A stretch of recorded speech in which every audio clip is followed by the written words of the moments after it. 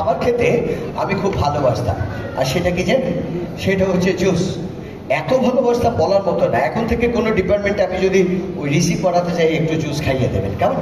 তো যে আমি খুব ভালো করে এইরকম জুস খেতে ভালোবাসতাম, কিন্তু এখন তো আমি বড় হয়ে গেছি, বুড়ো হয়ে গেছি, এখন আমি আর জুস খাই না। এখন আমি আপনাদের দেখলে এই বোতলটাকে প্যাকেটের ভেতরে ঢুকিয়ে দিই, এরপর ধীরে ধীরে একটু একটু করে হাত নাড়াই, আর যখনই হাত নাড়াই তখনই আমার জুসের রংটা পাল্টে যায়, তাই না? শুধু রং পাল্টে যায় তা না, আমি এখন বড় হয়ে গেছি, আর আমার জুস কি হয়েছে জানেন? এইরকম অনেক বড় হয়ে গেছে, তাই না? আমি জানি এই ম্যাজিকটা দেখার পর আপনারা কি ভাবছেন। আপনারা যেটা ভাবছেন সেটাই সঠিক। কেমন? ছোট্ট জুসটা কোথায়? এই কাগজের ঠোঙাতে আছে। কেমন? এই ম্যাজিকটা দেখানোর পর আপনাদের যেটা করতে হবে, বাম হাতে দুটো আঙ্গুল দিয়ে খুব ভালো করে এই ঠোঙাটাকে ধরতে হবে। কেমন? এরপর উল্টে দিয়ে আপনার দর্শকদের দূরে মেরে বলবেন যে রাজীব পোশাকের মতো জাদু আমরাও দেখাতে পারি। কেমন? কিন্তু সবচেয়ে বড় কথা কি জানেন? রাজীব পোশাকের মতো এত ভালো দর্শক আপনারা নাও পেতে পারেন।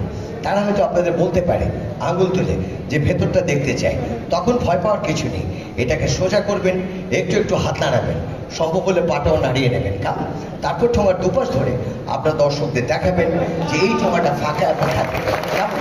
এরপরেও যদি কেউ বিশ্বাস না পারে, তখন এটাকে ভাঁজ করতে হবে। এরপর হাওয়া খেতে খেতে বলতে হবে যে বাংলাদেশে অদ্ভুত গোফওয়ালা এক জাদুকর আছেন, যিনি আমাদের অর্ধেকটা শিখিয়েছেন, পুরোটা না। কেমন?